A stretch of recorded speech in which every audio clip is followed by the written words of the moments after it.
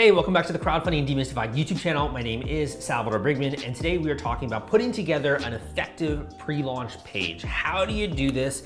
What are some of the ways in which you can get started? I'm going to be revealing to you my process when it comes to thinking a little bit about the pre-launch. My name is Sal. I've been in the industry since 2012, and hopefully you can get a lot of value out of this video when it comes to doing a pre-launch for a Kickstarter or an Indiegogo campaign. That is what we are discussing on today's video.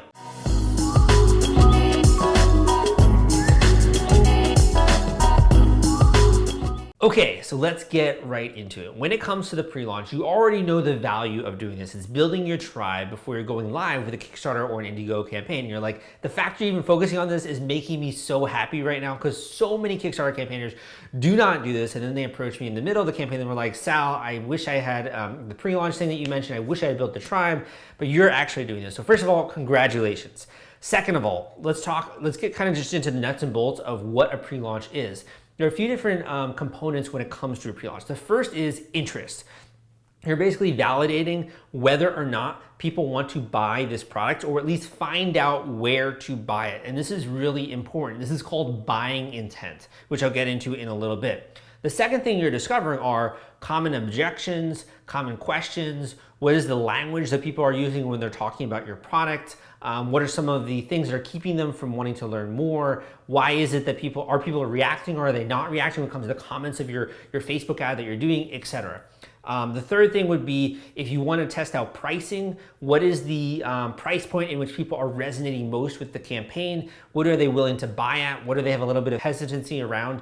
Those are really the three main things that you're thinking about when it comes to the pre-launch. So interest, pricing, and also qualitative and quantitative feedback about the demand for the products. Now, when I'm first getting started with conducting a pre-launch and putting together a pre-launch landing page, the first thing you should know is that the traditional way to do, what is a pre-launch, right? The traditional way to do a pre-launch is to have some kind of a landing page, which is meant to gather interest. By interest, I mean typically emails, email leads, could be people joining a Facebook autoresponder of some kind of Facebook Messenger bot. It could be a Facebook group or something like that, a private group of some kind. You're basically trying to capture leads. You know, we talk about this in sales terms. You have leads and you have sales. In order to make sales, you got to have leads first. So you're capturing leads in the pre-launch phase, and you're doing this typically with a landing page, although there are other ways in which you can do this.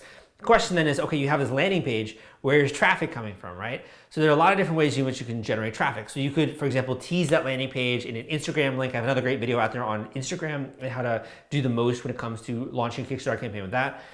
You could be teasing the link for this campaign in other ways when it comes to promoting with blog posts, your Facebook page. Traditionally though, when I'm working with clients, the preferred way that I do this is either with Facebook ads or with Google ads. Now, the reason why I like to use Facebook ads or Google ads is number one, it's really rapid fire testing, because you can it's like a faucet, you know, you can turn on traffic and you can turn off traffic. So I can turn on traffic, see how the page is performing, and then turn it off if it's not going well. Or I can turn it on, and if it's going really well, turn it on even more, and then you have like a river of traffic coming to this campaign, and you're getting more and more emails and leads to your database, which then you can launch, you can announce this to when you go live with Kickstarter. So the reason why I like paid ads is a lot easier, I think, to track than if you're just doing organic marketing. Now, I love organic marketing. I do YouTube videos, I do podcasts, I do blog posts. I love organic marketing. But when it comes to getting something done in a very short amount of time, you gotta use paid marketing, because that's the only way in which you can scale up an ad campaign very easily. The other reason is that there's a lot of tracking that comes with paid marketing. So you can literally see what is my cost per acquisition when it comes to buying a product, when it comes to doing building up an email list, whatever. There's a lot of also tracking that comes with it. And finally, you can make use of all of the incredible database of tools that either Facebook or Google is offering to you, and you can target people very specifically, versus when you're doing organic marketing, you're kind of having to target people indirectly by creating content that grabs their attention, right? It's a little bit different in that way. Now, when it comes to the pre-launch, the way that I like to think of this is to sort of dissect the reasons why a customer might be interested in a product and why it's going to pique their interest. Hey, I just want to take a second to mention the sponsor of today's YouTube video, which is Fulfillrite. So Fulfillrite will help you shipping out your products and your orders to your customers and your backers also if you're doing a Kickstarter or an Indiegogo campaign. They are an incredible partner and they kind of offer this entire system when it comes to helping you ship out all these products and rewards. This is not something you want to do yourself. I'm telling you, it's going to be really onerous. It's very difficult. It's a massive headache. It takes a lot of time away from doing what you're good at. So just outsource this to another company. It's also setting up a partner for you when you create an online store and you're doing e-commerce full time. So go and check them out at Fulfillrite. I will include a link down below and you can check them out there.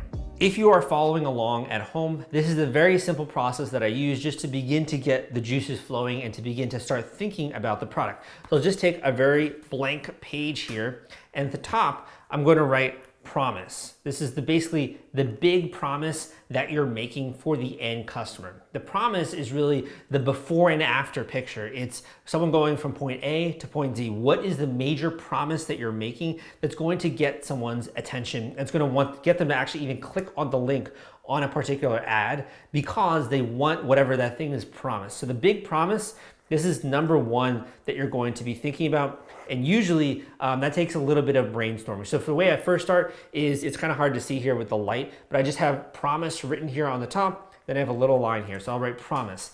Then I get into dividing between the benefits and then the features. So promise is like a really big, obviously it's very broad and general.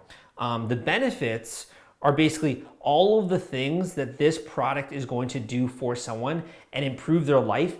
And in layman's terms, I'm not talking about like a 32 gigabyte hard drive that this computer system has. I'm talking about being able to store all of the photos of your grandson and all the photos of your family on one simple hard drive, right? And not having to flip through lots and lots of photo books in order to go back and browse through the memories that you have with your family.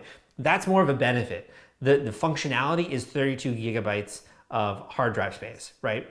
So you think of almost the functionality, I think of it more as the logic side of the brain. So it's a little bit hard to see here, but on one side I have benefits and on the other side I have functionality. So big promise, benefits, and functionality. The benefits are supported by the functionality of your product. And this is very important because this is what drives the entire pre-launch. So this is kind of like the whole foundation, if you will, behind doing a successful campaign, a successful ad campaign or a successful marketing campaign of any kind. So first of all, you're going to start to think a little bit about the big promise that you have for your product. And you're just literally going to brainstorm. I would recommend spending at least 30 minutes, if not an hour, and just writing out literally all of the big promises that you think you could have. And typically this is going to be something that's kind of life-changing in some way. It's a point A to point B. It's a major transformation. I'm just going to take an example of this watch. So this is a Vincero watch. I got this, I think about a year or two ago, and they're actually sold out, so they're not even making this kind of a model anymore. But this is like a really nice looking watch. And what we can do is we can think about the big promise behind this watch. So just kind of brainstorming very quickly off the top of my head. Some of the ones that I came up with was the only watch that you'll ever need. Finally, a watch that fits your lifestyle, luxury at its finest, a luxury watch at a fair price. So when I'm talking about the big promise, I'm just kind of thinking about what is the number one reason that someone would buy this? It's because it looks like it's luxury, right? And it's probably like, I think it was $200 or a little bit over that. It looks like it's luxury. It's still at a fair price. And you think more of a luxury watch, you think like $800 or $1,000, honestly. It looks nice. It's high quality material. So I try to think of what is the reasons why someone would actually want to buy this product, and sort of start to brainstorm and generate ideas when it comes to that big promise. Now there are a lot of other things we can tap into. So like luxury is one of the words. We can talk about the lifestyle, or what about the lifestyle that you knew you always deserved to live? Luxury watch for a fair price that your in-laws won't even know like what you paid for it or something like that. Can also go into more in depth into your lifestyle. So like going into your next business meeting with confidence, or finally getting to impress people when you're out on the town, or not, there's like some people who maybe have like a really fancy car, You could say, when this watch is on the wrist of your arm, no one will need to know that you drive a fancy car or something like that, right? So you can just kind of think about and brainstorm some of the different promises of when someone has this, what is the promised either emotional experience or how will their life change? How will they get closer towards this goal that they have in their mind? So something like, you've always wanted to buy a luxury watch. Now finally, you can get one at a fair price. Or you've always wanted to buy a luxury watch, or you always have deserved a luxury watch. Finally, the Vincero blah, blah, blah, has arrived at a fair price or something like that, right? So you can think of some of those promises. That's really the big thing. Then we go into the benefits. So what are some of the benefits of having this watch? Well, one, I really like the fact that it's weighty. You know, it's sort of heavy. It's not like a light watch. It's something that's gonna, be on my arm, and I know that it's like not made of cheap materials. When I think light, I usually think cheap materials. Obviously that's not always the case when it comes to correlation, but that's just what I think. So benefits would be like weighty, therefore it feels like it's not just like a cheap knockoff or something like that. It's comfortable on my arm. It's not like pinching my skin or something like that. It's rugged, it's accurate, it's precise. These are all like little benefits. And by the way, I think of benefits are, they could be more emotional, right? So something that's rugged, that's more gives you an emotional image of like, I can bang this thing around and it's not gonna get a bunch of scratches.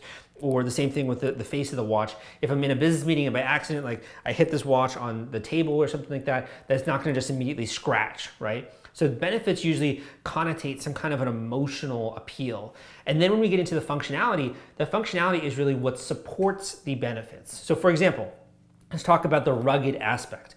What are some of the functionalities that support this rugged aspect? One could be scratch-resistant glass made of some specific type of glass that is anti-scratch resistant, that can really stand the test of time, that's not gonna get a scratch unless you're taking like a knife to this thing, right? So the functionality would be the actual going in depth logically and explaining why is it that this watch is rugged. The other thing would be talking a little bit about the actual metal that's used. Why is this rugged? Why is this not going to scratch? What was actually done when it comes to the process of making the watch that makes it rugged? So functionality is the logic that is supporting the emotional appeal of the benefit. Another thing would be accuracy, right? So how can we explain the actual engineering of this watch in order to demonstrate logically that it is completely accurate to the second, that you'll never have to worry about being off time again, that the date is correct, right? You can talk a little bit about the engineering. A lot of times people like to reference like Swiss engineering, but you really just talk about the functionality and why this benefit is true. Why is it that this thing is so freaking accurate? Talk about that when it comes to the functionality. Another thing we'll talk about is premium feeling, right? So this sort of premium watch for more of an affordable price. Why is that the case? Is it because maybe you're cutting out the middleman? Is it because it's made of premium high quality materials that this person sourced in some way? Talk a little bit about that. Another final one we'll do is comfortable, right?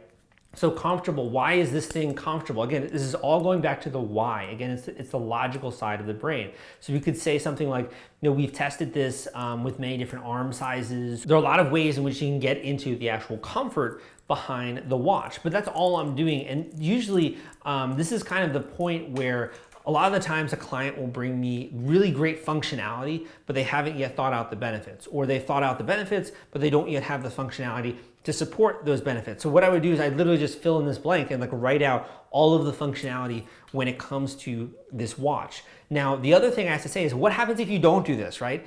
And we're talking about pre-launch. The reason why you're trying to get someone sold, you're trying to get them so excited about the campaign that they're wanting to buy it. What happens if you do not do this? First of all, if you don't have a big promise, like I mentioned here, you're not gonna get anyone's attention because there's no reason for them to listen to you. If a random stranger came up to you on the street and says, look, I got this watch, you wanna buy it? You'd be like, no, like go away, right? But if you said something like, I just had this watch that, Shaquille O'Neal gave me, like it's crazy, I have a picture with him, you'd be like, wow, that's really cool. It's like, yeah, dude, like I'm selling it for like $50. Would you be willing to buy it? You might actually even consider that in your head, right?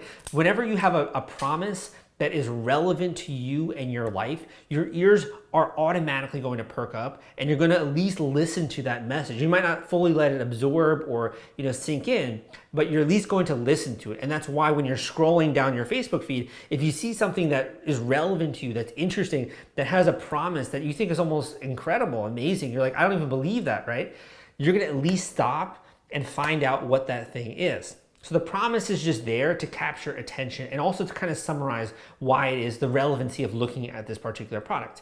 The benefits then go more in depth into that promise. So it's not enough just to have a big promise, because otherwise someone's like, that sounds like a scam. That sounds like it's too good to be true. That doesn't sound real, right? When it sounds like it's almost like made up or manufactured, like it sounds really good, but it's like it's almost manufactured, right? So the promise is there just to capture attention. When you go into the benefits, someone starts to get an emotional understanding of what it is that you're offering to them.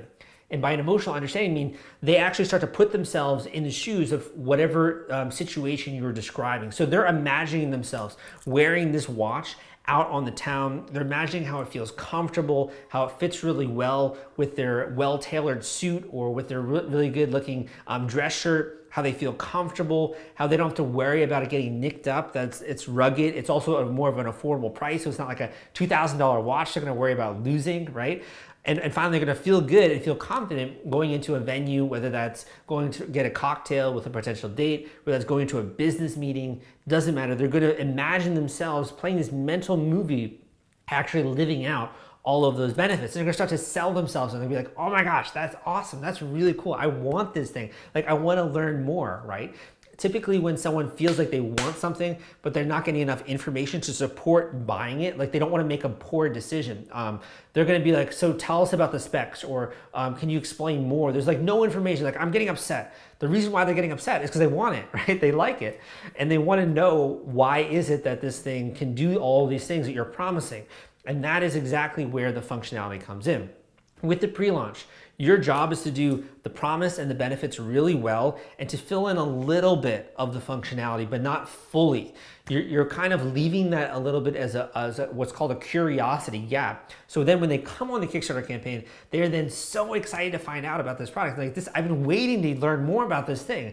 That's when the sale happens. So with the pre-launch, you're just stroking the fire when it comes to the promise and benefits, going a bit into the functionality, in order to make people realize this isn't just some like random scam or something like that, or this isn't just too good to be true. You have to support it a little bit.